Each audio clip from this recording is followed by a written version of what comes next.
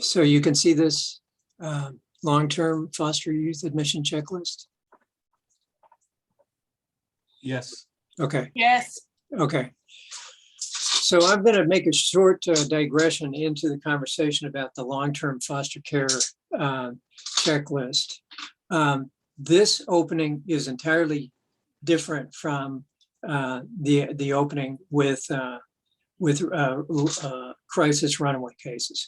For people who are doing intake, basically, this is a sheet to gather information about what's going on with regard to a case that they would be referring to us.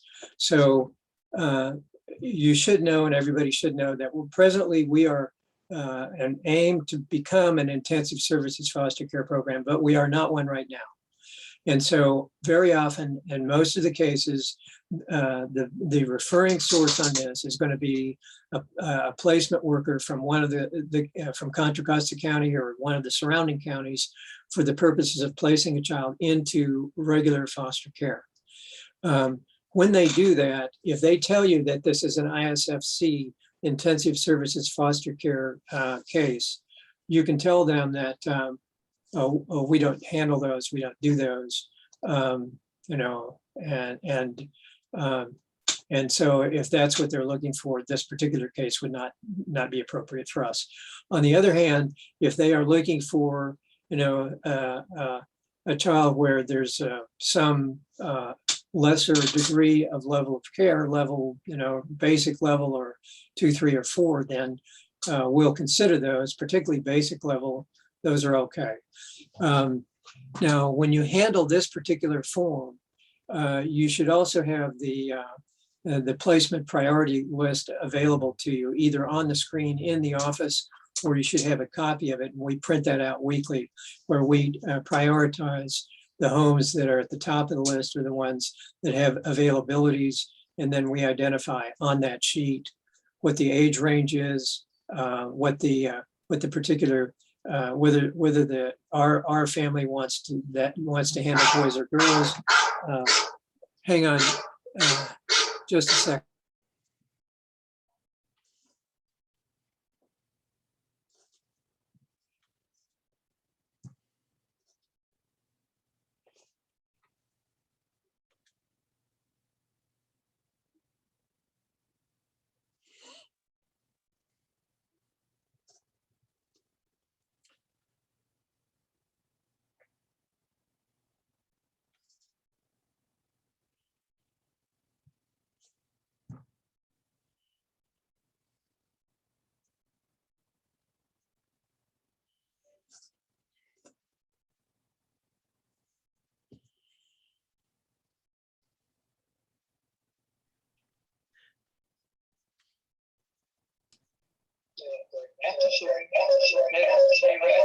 Let me hang this up. There's an echo. If somebody, can you mute if you're not speaking, please?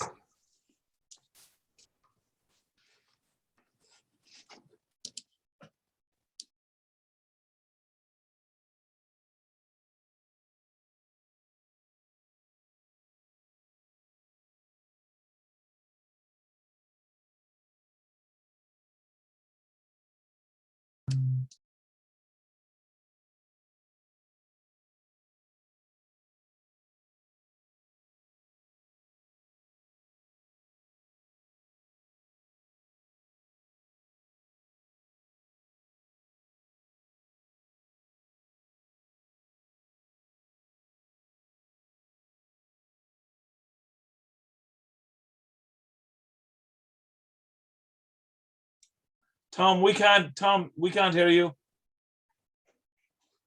Okay, sorry about that. I can hear it now. I can hear it now. Okay, so in the intake process, with regular long-term foster care, and there's some parallels between this and what happens with the regular with the crisis intake.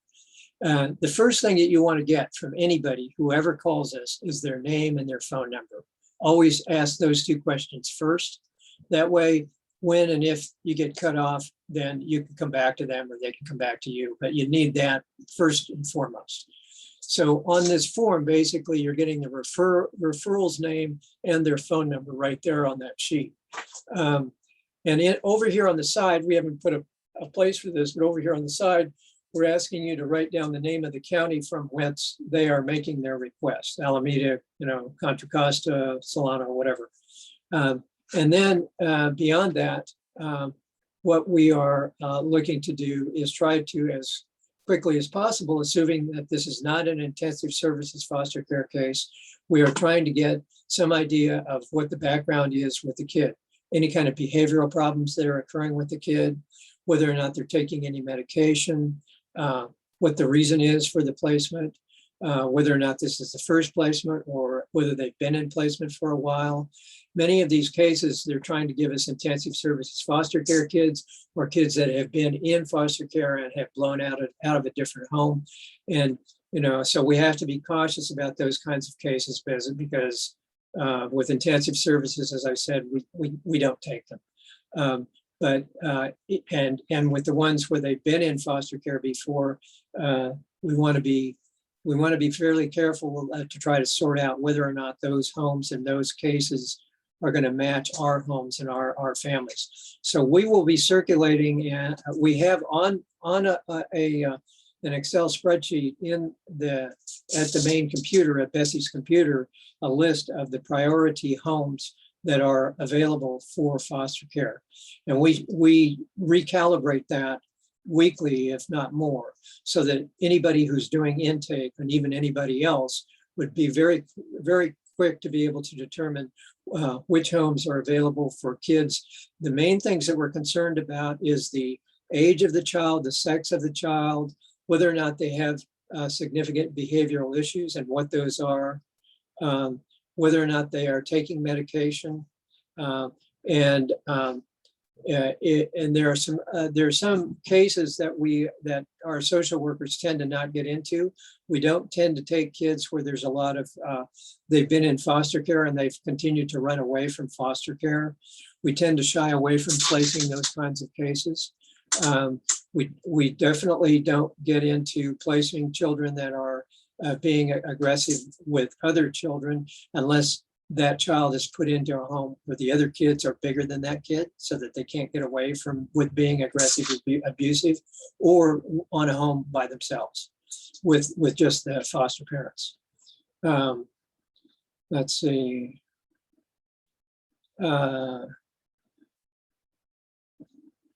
One of the other features that is of importance, particularly during the intake process, is whether or not there is a need for visitation and or a need for other kinds of transportational needs to court or to or for therapy.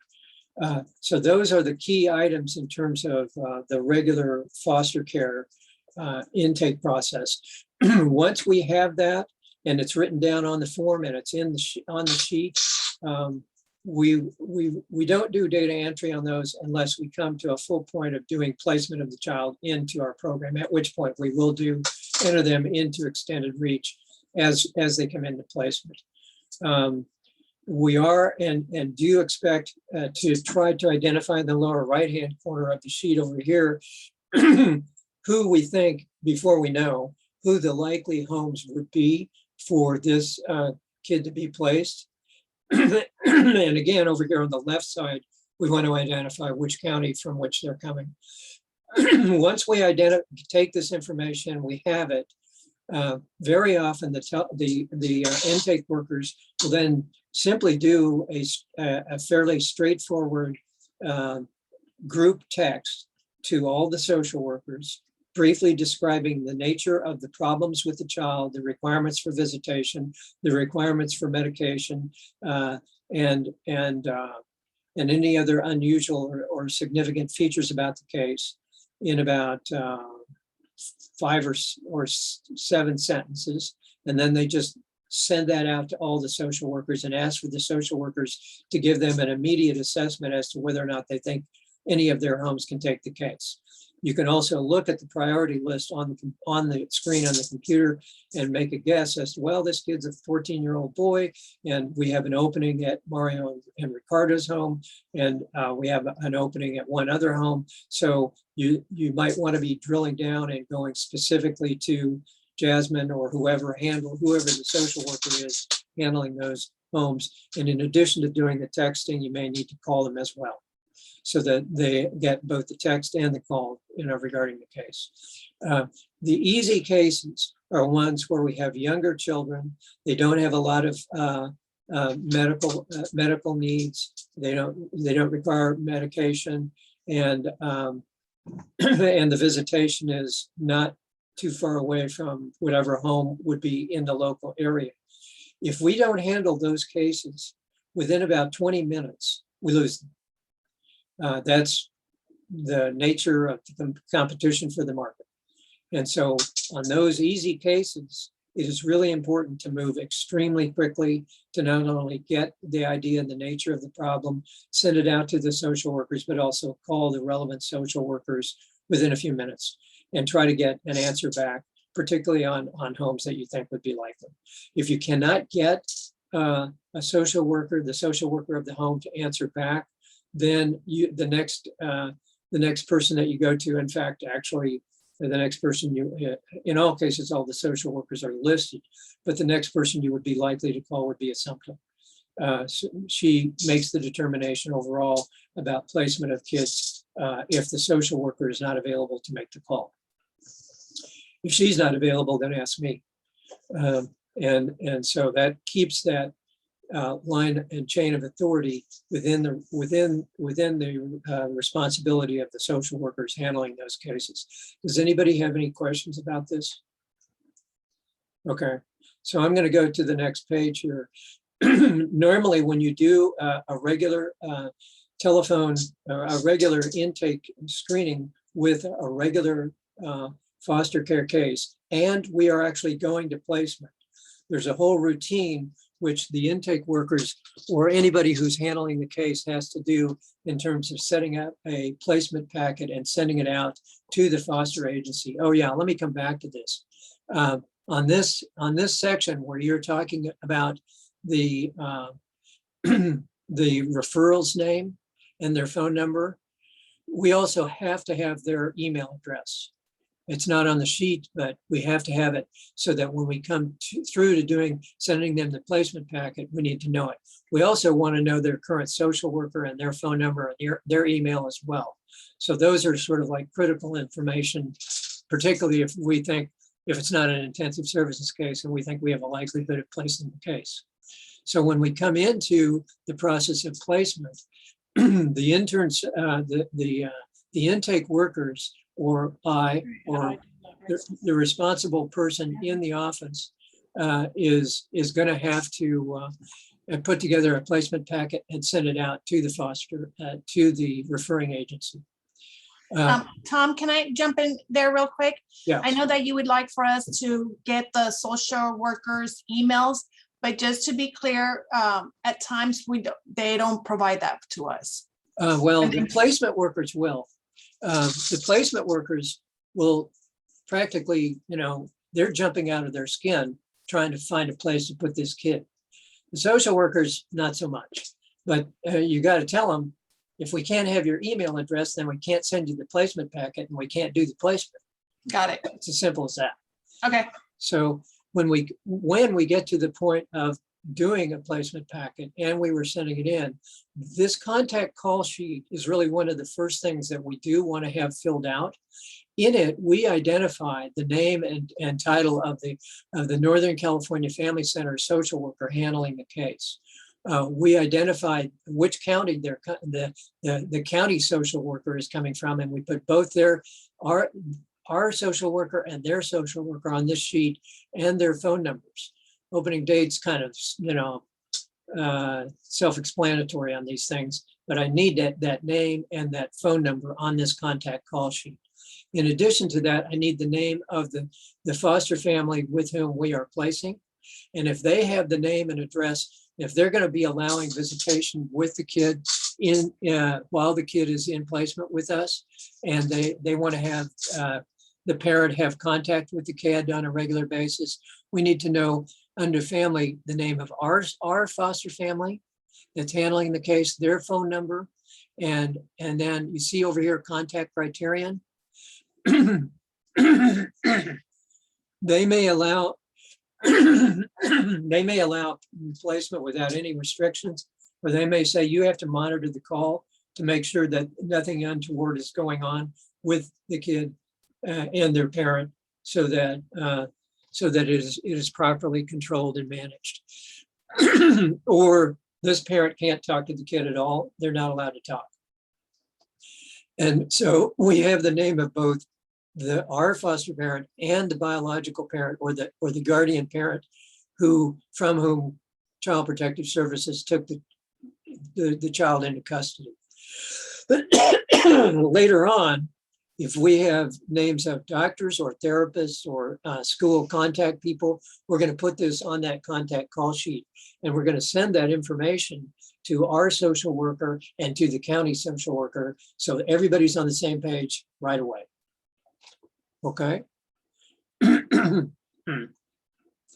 So I'm coming back to this this conversation about runaways, because the runaway placement process is a little it's extensive and complicated, and I'm going to add in this discussion about the reunification work with runaways, not because I need you to be able to do this as an intake worker, but I need you to know where this is going to go and what your responsibility would be as this intake process is concluded. All right. So, so after the first round, where we have identified in the runaway case where the kid is going, which home they're going to, and which person is doing transport, either the transport worker but more likely the person who has been doing the intake has to call the appropriate social worker that is in that home, or Jasmine, and get a confirmation that they're going to do case management on the case. So this is how you hand the baton to the next person.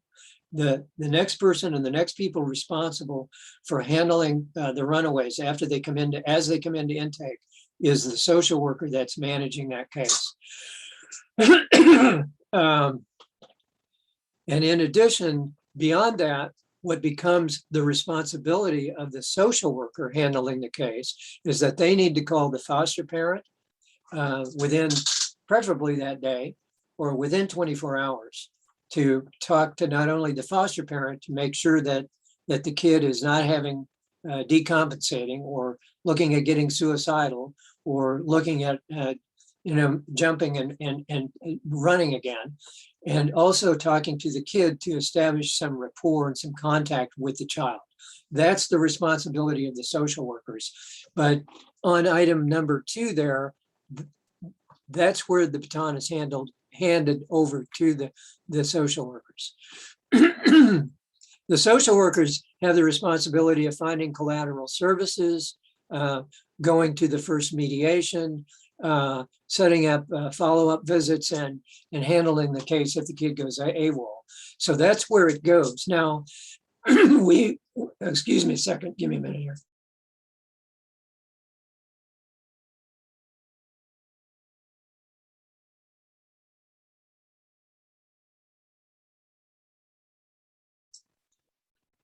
Okay, so the social workers have this responsibility of doing this, but this information that we have on the reunification sheet could be useful to you when you're doing intake.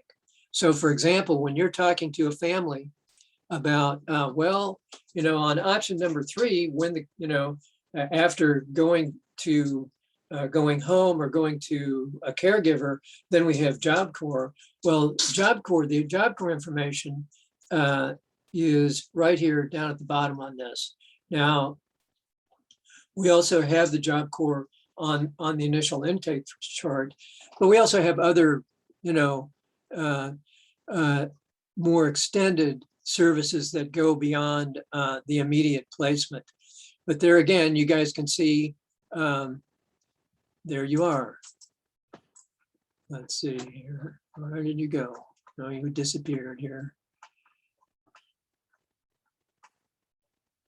So there's Jaime, there's Rex, there's James Wellen, there's Mariana. And you know, when we're handling intakes or contacts, that's the number we're going to call. There's Andriana, there's Leah, there's Graham, and Phoebe and Jasmine are probably the best available individuals to handle mediation at this point.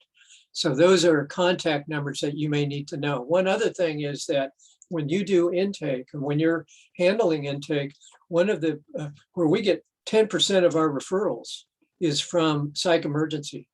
So the number for psych emergency, 925-646-2800, is a key number to have for your references in case you have to go to psych emergency to pick up a kid.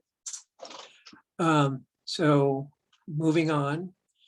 Now we come to the parental consent form. What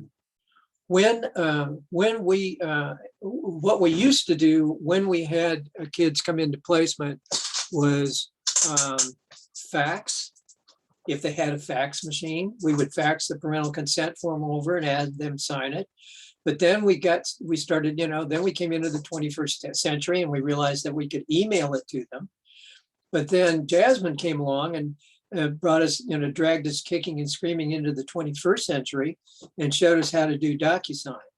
So we're going to get into that in a minute, but basically the important things on this revised version of the parental consent form is that it gives the permission for the child to be with one of our homes. It gives permission for us to use hop, skip, drive, or other transport systems, or our own transport staff to do transportation. It gives permission for us to do testing for COVID, which we didn't used to have. And it also provides the foster parent with coverage if they have to go and take the child into the hospital because there's a medical emergency or the kid has to be 5150. This form gives the foster parent the authority to act in that capacity. Now, this form is now, as I said, accessible by DocuSign, and we'll get into that in a minute. Does anybody have any questions about this? Okay, so this next item is for runaway cases is the crisis home rules. The two things that we have to have in order for a kid to come and stay with us is a signature on the crisis home rules and a signature on the parental consent form. The crisis home rules, not only do we have to have a signature on that, but when we do the interview with the kid and we go through the process of explaining the various different alternatives, and we come to the back of the page where the kid is saying, yes, I do want to come into, they're saying that we've gone through this section here where we've identified what their choices are. This is motivational interviewing. We're not only are we asking them which things they are willing to do, we're asking them to prioritize those things. And I said that yesterday. But here's the other part to this, which I didn't mention.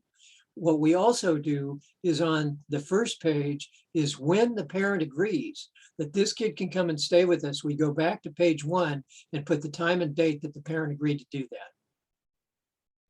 That's important. The reason it is that we've had parents call, have their kid put into placement, the kid comes and stays with us, and then the next day, because the parent has a personality disorder, they decide that that they don't like this anymore, and no longer is their little child, their little monster child, which they had to kick out of their home last night. Now it's become their little angel, and they're going through abandonment issues. So they accuse us of kidnapping their kid. So that's kind of like one of those,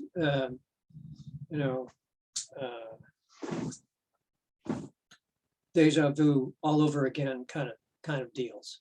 It is, this is the same thing, the same reason that we have on this page, the questions of why they would, what they want to do.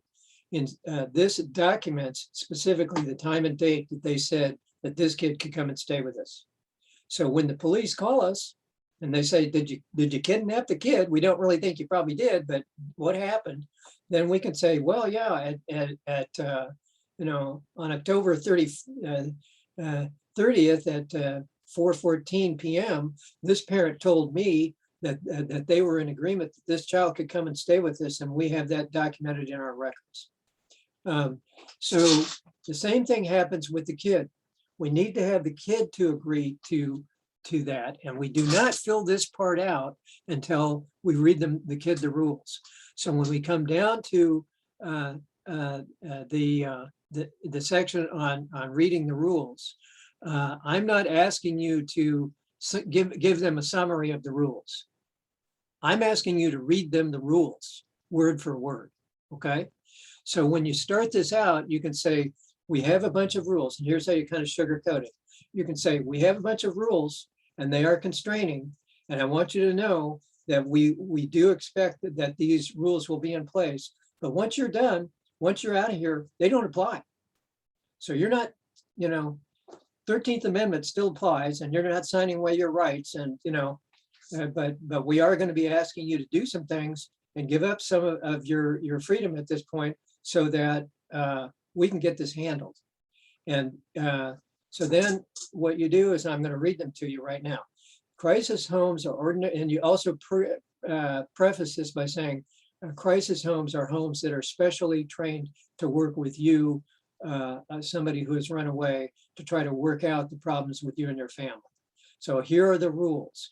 The crisis homes are ordinary families who provide a temporary shelter for you while the counselor is working with your family. Crisis homes are screened, trained, and certified by the Northern California Family Center because they care about kids and want to help. Like all families, each crisis home is unique and has its own rules, regulations, responsibilities, and privileges. These will be discussed at the time of placement.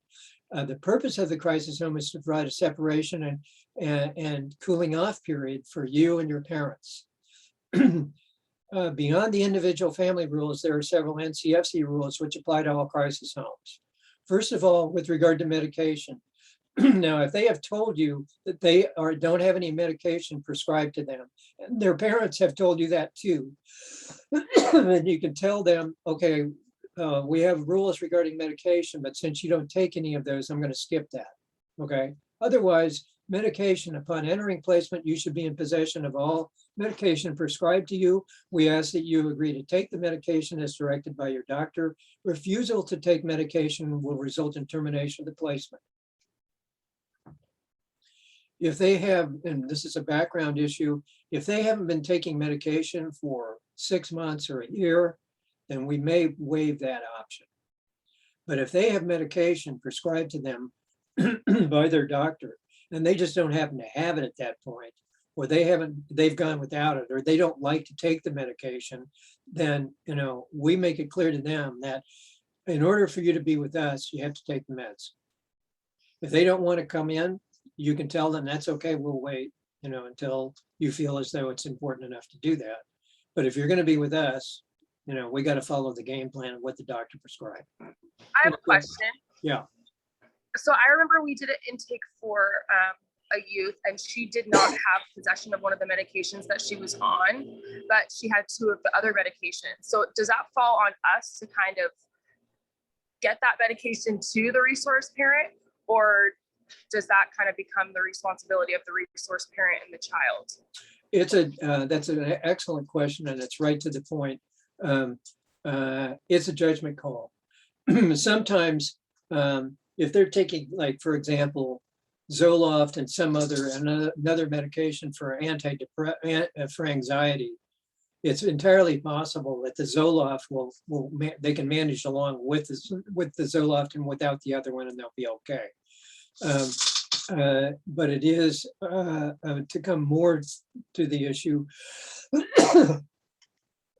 In the past, before COVID came along, we would have the parents bring the kid to our office here in Martinez. And they would be asked to bring the medication with them. And if it was in the middle of the night and it was an emergency crisis, and for example, it was Seneca or the mobile response team that had us come out to pick up the kid, we would normally ask the parents for the medication when we got to the house. And we would fill out the form for that to give it to the foster home as we go. But it's a judgment call, and you have to do the best you can with what you've got. If it looks like the kid is taking really not, it's like 1 milligram of some medication, it's almost like, okay, maybe they're taking it, maybe it's, maybe the doctor is giving it to them to kind of, and maybe it's kind of a placebo or whatever. Then you have to make a judgment call and decide whether or not you want to do it.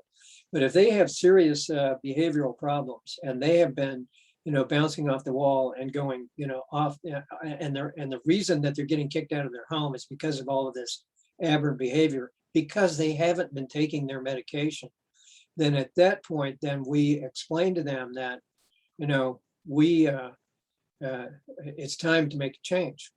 It's time to come back to the meds. It's time to come back to dealing with what normal people would expect them to do. And we're going back to the basics here.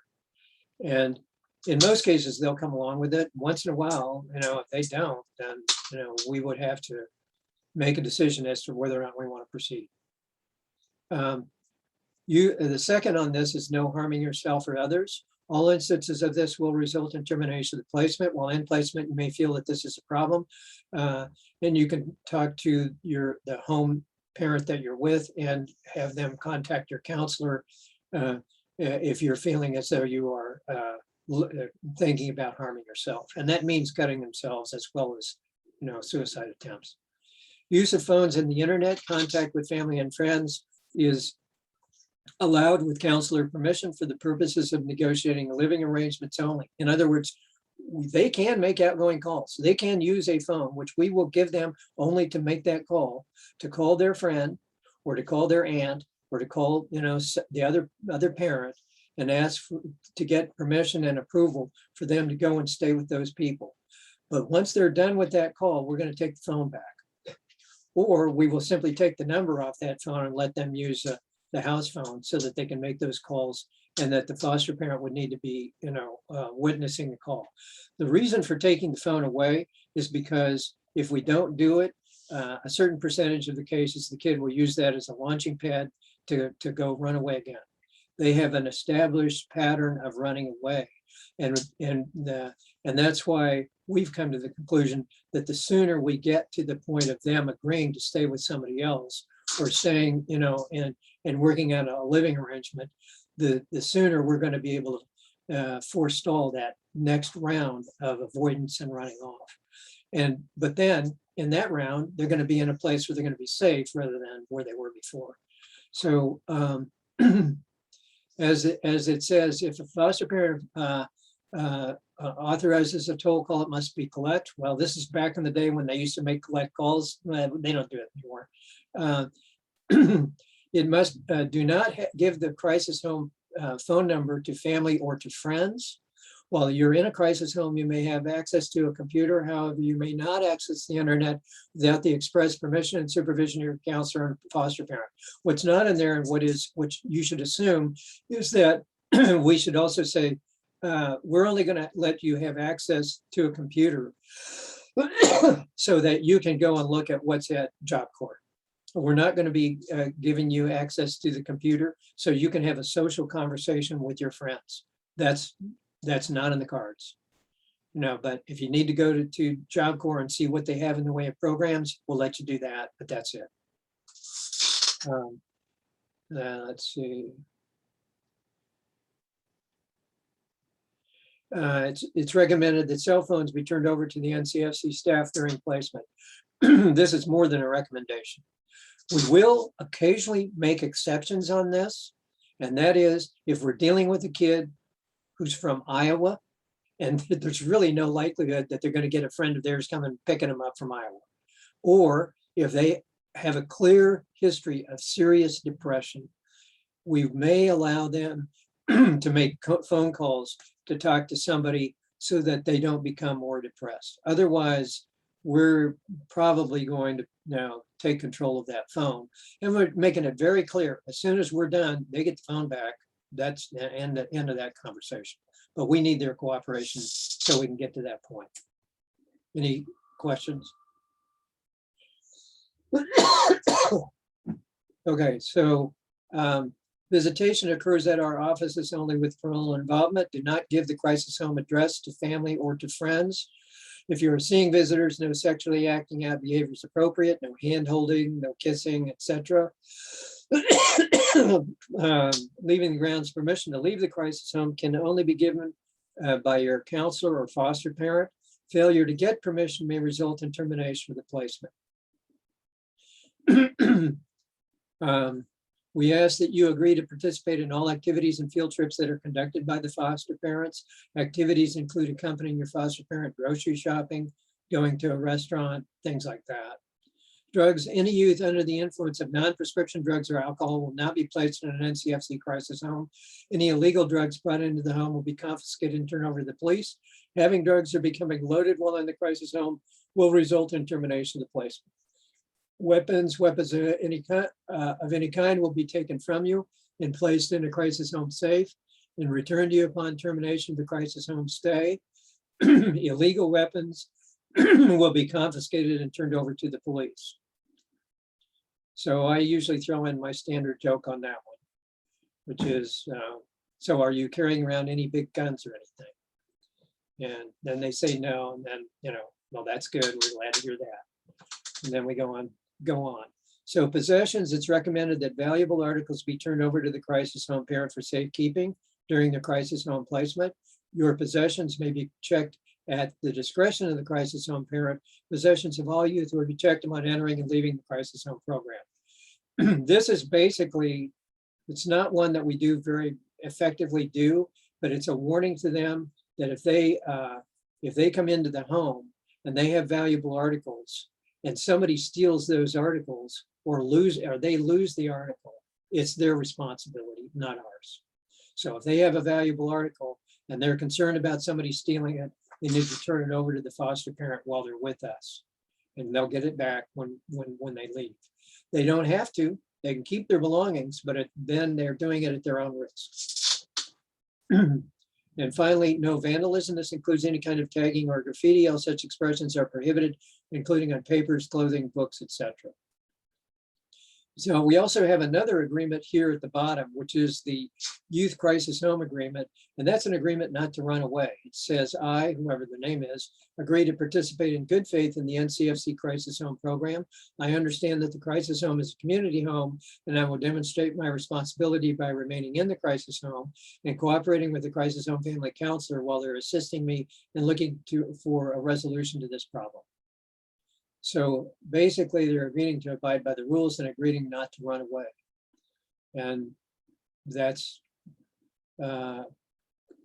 essential for us to go ahead to placement. Once they sign this, then we're back up here to this first page, and the youth has agreed and the date and time.